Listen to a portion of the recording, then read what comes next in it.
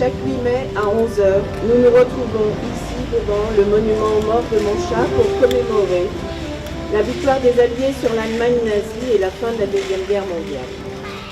C'est la première fois que j'officie pour cette cérémonie commémorative et en tant que maire du 3e arrondissement, je tiens à vous dire mon honneur et mon émotion d'être parmi vous aujourd'hui en cette date importante pour notre République.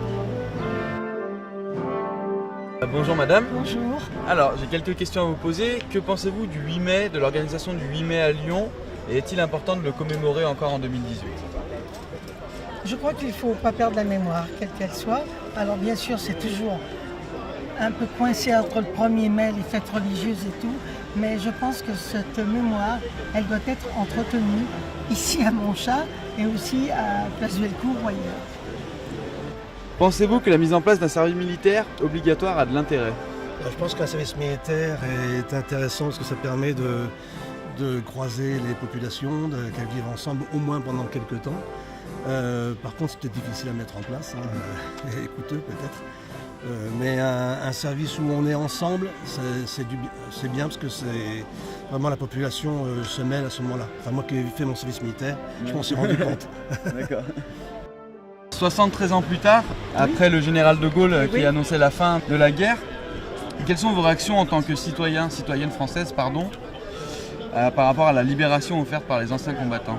On a entendu les cloches qui sonnaient partout et j'étais toute petite et j'étais avec mes parents et je disais vive de Gaulle, vive de la France. Donc du coup j'aurais une autre question plus sur la commune de Lyon. Que pensez-vous de la politique locale sur le 3e arrondissement au niveau public, circulation, sécurité, école, crèche? Écoutez, moi j'habite dans le 3e arrondissement depuis 16 ans et je m'y sens bien. Donc j'ai connu, comme j'ai un enfant de 16 ans, donc j'ai connu la ville dans ses attraits pour les petits comme maintenant pour les adolescents, enfin la ville, l'arrondissement. Et je m'y sens bien, donc je pense que la politique locale est bonne. Il y a un aspect parfois dans certains quartiers de village aussi, c'est très bien. Un bon point positif alors. Oui. Merci beaucoup. Merci. Monsieur Benzaoui, bonjour. Bonjour. Alors, est-ce que vous pouvez vous présenter en 2-3 mots brièvement? Oui, bien sûr. Alors, Mohamed Benzaoui, je suis conseiller du 3e arrondissement dans l'opposition. Et puis, je représente le groupe Lyon d'hiver droite à la ville. Très bien. Alors, j'ai quelques questions à vous poser. Que pensez-vous de l'organisation du 8 mai à Lyon? Écoutez, c'est un moment assez particulier, une commémoration très importante. Aujourd'hui, on a pu rassembler des personnes très âgés, donc des anciens combattants, et puis également des jeunes. Donc ça montre aussi que la mémoire va perdurer avec ces nouvelles générations qui sont là aussi pour se souvenir. Et grâce à eux, effectivement, ils peuvent se rappeler qu'ils sont libres grâce à nos concitoyens qui ont combattu ardemment l'ennemi. Exactement.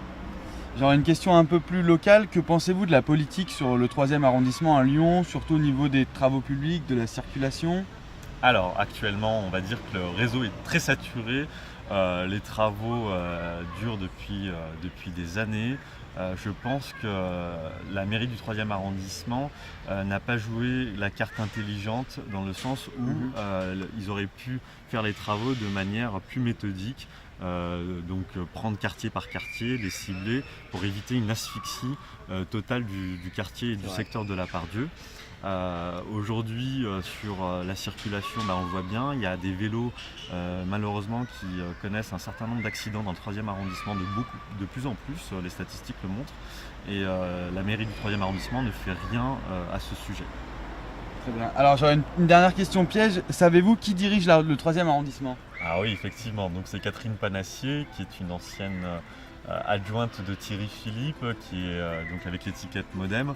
Tout à l'heure je l'écoutais se présenter, ça m'a fait légèrement sourire en se présentant comme remplaçante de Thierry Philippe. Si elle avait un peu plus d'envergure, je pense qu'elle aurait dû se présenter en tant que maire du 3e arrondissement et non nouvelle maire élue remplaçante de l'ancien maire du 3e arrondissement. Très bien, merci. Bonne journée à vous. Merci, au revoir.